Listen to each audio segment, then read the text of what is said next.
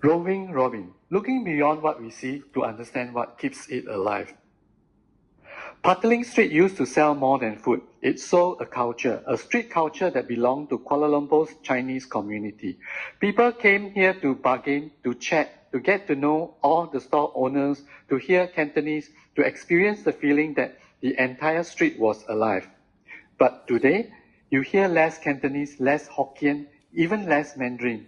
Sometimes you start to wonder, is this still the Chinatown everyone thinks it is?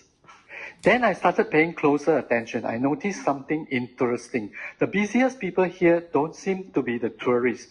They are the workers. The people selling, foreign workers. The people carrying stock, foreign workers. The people calling customer over, foreign workers. The people packing up at night, still foreign workers. Suddenly, I had a strange thought. Maybe the tourists are the ones working here. Their job is to spend money. Everyone else is here to earn it.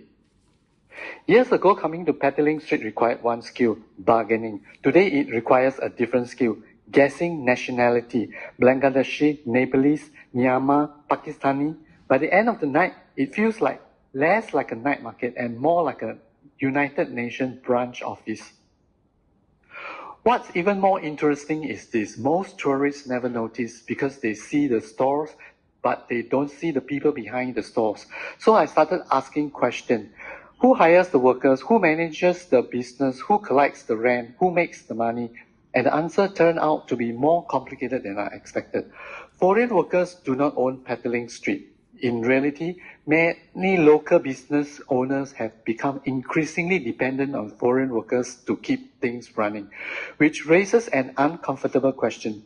If all these workers disappeared tomorrow, would this store still be open? The irony is hard to ignore. Many people complain about foreign workers, but if they stop coming, some of these businesses might be the first to shut down. The work is long, the weather is brutal, the income isn't always stable, and many young locals simply don't want these jobs. So we end up in a strange situation. We criticize them, yet we can't function without them.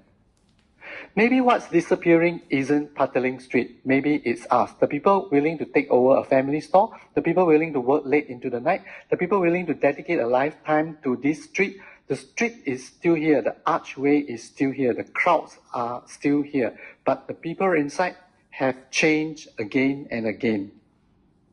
Honestly, if someone blindfolded me and dropped me here, I might need 10 minutes to confirm I'm actually in Kuala Lumpur. Because all around me I hear Bengali, Burmese, Nepali, English, Mandarin, Cantonese, one after another. It doesn't feel like a night market. It feels like the United Nations is holding an annual conference. So here's the question. When the buildings are still here, the signboards are still here, the tourists are still here, but the people running the place have changed, the people working have changed, the voices you hear have changed. Is it still the same place, or is only the name left behind? This isn't really a story about foreign workers. It's a story about how cities change. Some people say Petaling Street is dead. Others say Petaling Street has simply evolved.